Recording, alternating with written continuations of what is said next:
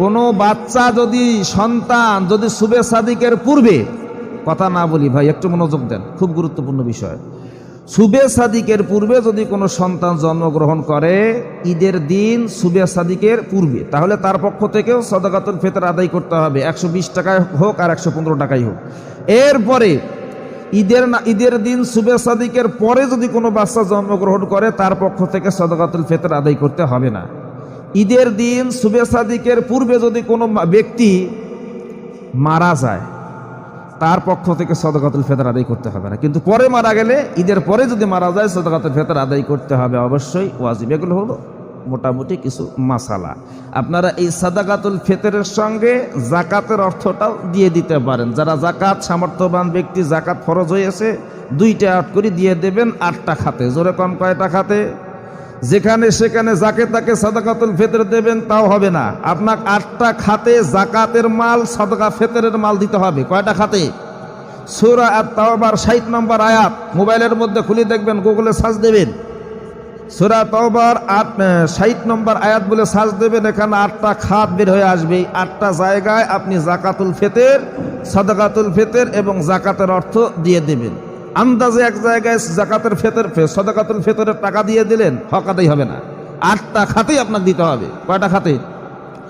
1 নম্বরে হলো ফকির, ফকির যার কিছুই নেই। 2 নম্বরে হলো মাসাকিন, মিসকিন, যার আত্মসম্মান বোধ বজায় রাখতে গিয়ে মানুষের কাছে টাকা পয়সা চাইতে পারে না, তার মুখ দেখে দেখে আল্লাহ রাসূল দিতে বলেছেন। এরপরে হলো জাকাত আদায়কারী, যারা এই সাদাকাতুল ফিতর বা জাকাত আদায় করবে সেখান থেকে মঞ্জুরি পাবে।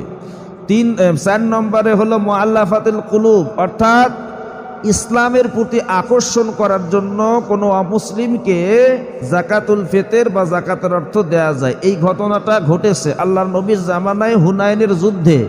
এক অমুসলিমকে গনিমতের মাল থেকে জাকাতের অর্থ দেওয়ার কারণে ওই অমুসলিম ইসলামের প্রতি আকর্ষিত হয়ে, ইসলামের প্রতি আকৃষ্ট হয়ে ইসলাম গ্রহণ করেছেন। কোন সুবহানাল্লাহ।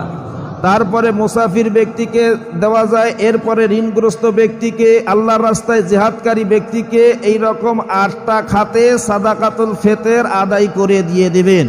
কথা বোঝেন নাই? সাদাকাতুল ফিতর মসজিদে দেওয়া যাবে? জোরে কন, মসজিদে দেওয়া যাবে? জাকাতের টাকাও মসজিদে দেওয়া যাবে না, এটা হলো সামাজিক দায়িত্ব। মসজিদের যত মুসল্লি আছেন, সভাপতি, সেক্রেটারি, তাদের দায়িত্ব মসজিদ কিভাবে চলবে, কিন্তু এই জাকাতের অর্থ দিয়ে মসজিদ নির্মাণ করা বৈধ নয়। জাকাতটা কেবলমাত্র এতিম মিসকিন, জাকাতটা কেবলমাত্র ফকির মিসকিনের হক, আর মসজিদ এটা হলো আমাদের সামাজিক দায়িত্ব।